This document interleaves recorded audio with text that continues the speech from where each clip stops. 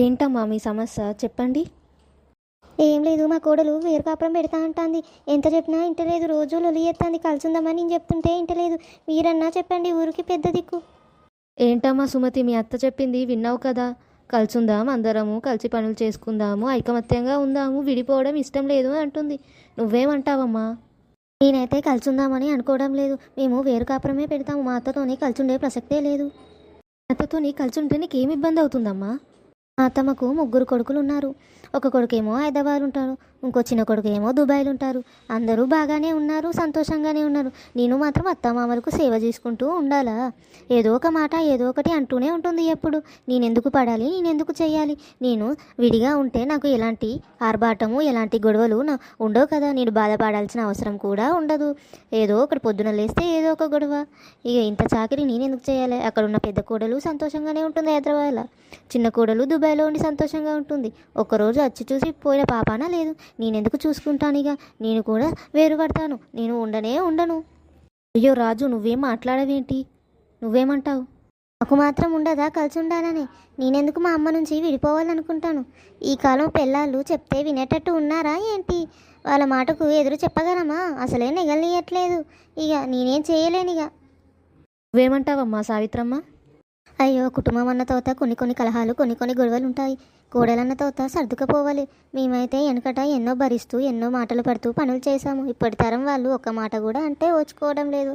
ఇక నేనేం చెప్పాలి? మా కొడుకే భయపడుతున్నారు మా కోడల్ని చూసి. ఇక మా కొడుకే ఏమనట్లేదు. ఇక నాకు మాత్రం కుటుంబం ఒక్కరవ్వాలని ఉంటుందా? అసలే ఉండదు. ఇక మా పెద్దోడంటే మనకి సాఫ్ట్వేర్ జాబు, చిన్నోడికి ఏమో బ్యాంకులో జాబ్ వచ్చింది. వాళ్ళు అందుకే ఉంటారు. మా మధ్యలో కొడుకు ఏమో రెండోడు ఏమో ఇక్కడ పొలం పనులు చేసుకుంటాడు కాబట్టి మాతో ఉంటాడు. ఇక ముగ్గురు మాకు దూరం అవడం ఇష్టం లేదు. మా ఒక్క కొడుకైనా మాతో ఉంటే సంతోషంగా ఉంటుందని మేము అనుకున్నాము. మా కోడలేమో వేరేలాగా అర్థం చేసుకుంటుంది. ఇక నేనేం చెప్పాలి? ఇక మీ కోడలి ఇష్టాన్ని ఎందుకు కాదనడం? తనకు నచ్చినప్పుడు ఎందుకు కలిసి ఉండడం చెప్పు. చిన్న చిన్న గొడవలు ఎందుకు? దూరంగా ఉన్నా కూడా సంతోషంగా ఉండడం ముఖ్యము. ఇక ఇప్పుడు పిల్లలు అలానే ఉన్నారు. ఇక వాళ్ళని బట్టి మనం కూడా మారాలి. సుమతి, ఏమంటావమ్మా? మళ్ళొకసారి ఆలోచించు. వేరు కాపురం పెట్టినంత మాత్రాన మా అత్తని మామని పట్టించుకోనట్టు కాదు. కాకపోతే నేను ఈ ఊర్లోనే వేరు ఇంట్లో ఉండి మా 5 ఎకరాల పొలము సాగు చేసుకోవాలని అనుకుంటున్నాను. వాళ్ళకి ఎలాంటి అవసరము ఎలాంటి కష్టము వచ్చినా నేను వాళ్ళకి తోడుగా ఉంటాను. ముందుగా వాళ్ళకి భవిష్యత్తులో ఎలాంటి అనారోగ్యం వచ్చినా, వాళ్ళ ఆరోగ్యం బాగా లేకపోయినా కూడా ఒక కోడలుగా చేయాల్సిన బాధ్యతలన్నీ నేను చేస్తానని వాళ్ళకి మాటిస్తున్నాను. నాకైతే మా కొడుకు కోడలు వేరుపడడం ఇష్టం లేదు. మా కొడుకు మా సుమతి ఎలా చెప్తే అలానే వింటుంది. కొంగున కట్టేసుకొని ఒక బొమ్మలాగా ఆడిస్తుంది. ఇక నేనేం చెప్పగలను? నాకైతే ఈ నిర్ణయం ఇష్టం లేదు. ఇక తనని బలవంత చేయడం కూడా అంత మంచిది కాదని నేను అనుకుంటున్నాను. ఎవరికి మాత్రం విడివిడిగా ఉండాలని అనిపిస్తుంది. కొడుక్కి దూరంగా ఒక తల్లి ఉండడం ఎంత కష్టమో ఒక తల్లికే తెలుస్తుంది కదా. ఏమంటావు సుమతి? వేరు కాపురం పెడతామని అనుకుంటున్నావా? మరొక్కసారి ఆలోచించమ్మా. మీ అత్త మనసును బాధపరచడం ఎందుకు?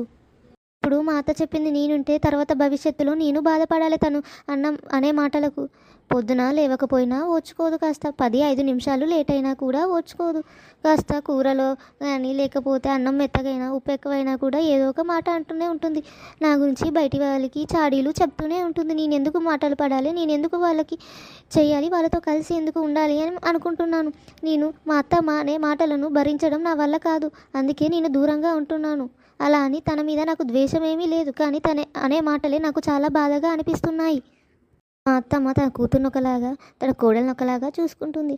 తన కోడల్ని ఒక కూతురులాగా ఉంటే ఇలాంటి పరిస్థితులు రావు కదా. ఎందుకు ఒక అత్త తన కోడల్ని కూతురులాగా చూడలేకపోతుంది? నాకు అర్థం కావట్లేదు. అలా చూసుకున్నప్పుడు మేమెందుకు ఇలా రచ్చబండకు వచ్చి పంచాయతీ పెడతాం చెప్పు? మీ అత్త మరి నేను ఏమనుకోకుండా మంచిగా చూసుకుంటే ఉంటావా అమ్మ కలిసి? నేను మా అత్తయ్యతోని కలిసి ఉండాలని అనుకోవడం లేదు. నాకు మా అత్తయ్య మీద నమ్మకం లేదు. ఎందుకంటే తను ఎన్ని రోజులు నన్ను అన్న మాటలు నాకు నా మనసును గుచ్చుకున్నాయి. తను అన్న మాట ఒక్కటి కూడా నేను మరవలేకపోతున్నాను. అందుకే నేను ఉండాలనుకోవట్లేదు. మళ్ళీ ఒక్క మాట కూడా తన చేత నేను పడాలని అనుకోవడం లేదు. అమ్మ సుమతి, నన్ను క్షమించమ్మా. నేను ఏదో అత్త అని ఏదో పెత్తనంతో నిన్ను మందలించాలని అనుకున్నాను. కానీ నేనన్న మాటలకు నువ్వు ఇంతగా బాధపడతావని అనుకోలేదు. నన్ను క్షమించు తల్లి. నిజంగానే నేను ఒక కూతురులాగా చూసుంటే నాకు ఇలాంటి పరిస్థితి వచ్చేది కాదేమో. Friends, hello.